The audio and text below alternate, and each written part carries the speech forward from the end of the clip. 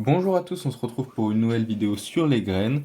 On est ici avec du Miscanthus, le Miscanthus sinensis Drowning Ingrid, aussi connu sous le nom de roseau de Chine, Drowning Ingrid ou herbe à éléphant.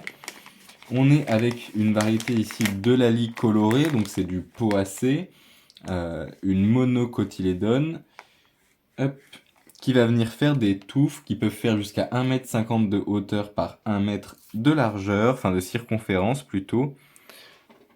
Je vais vous la mettre comme ceci. En fait, c'est une feuille de brouillon et j'ai de la merde marquée sur le côté, donc je ne veux pas trop la décaler. On est du coup sur une plante qui va faire des grosses touffes quand même, de 1,50 m de haut par 1 mètre de circonférence, avec un feuillage qui va prendre des teintes pourpres ou violacées à partir d'août, avec une floraison en panache ou en plumeau comme celui-ci, beige en fin d'été. Et c'est une plante qui va apprécier le soleil, qui va résister jusqu'à -29 degrés, et dont plus ou moins le seul entretien à faire, c'est le rabattage en début de printemps. Donc concrètement, raser la touffe en début de printemps, juste avant que les nouvelles pousses ressortent en fait. Donc c'est vraiment un entretien très très facile, très très basique pour un résultat qui est assez joli de par la teinte que prennent les tiges, mais aussi de par les plumeaux qui volent au vent. On va du coup retrouver sur ces petits plumeaux les petites ailettes, les petits poils qui permettent aux graines de voler. Et on va retrouver les graines qui sont cachées là-dedans. Hop.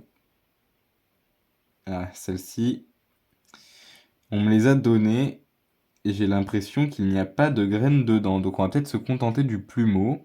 Dans le pire des cas... Et non, ça n'est pas une, ça j'ai cru, mais non. Dans le pire des cas, il y aura une update.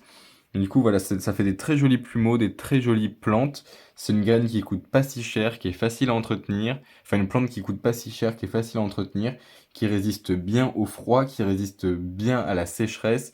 Donc on est vraiment sur une plante qui s'adapte un peu partout, qui est très colorée, qui est très sympathique. Je pense qu'on a fait un petit peu le tour de celle-ci. Je vous dis merci à tous et bonne journée.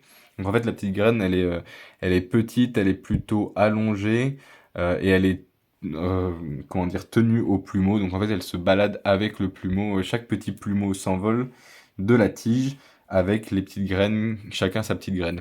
Merci à tous, on va se laisser là-dessus. Bonne journée.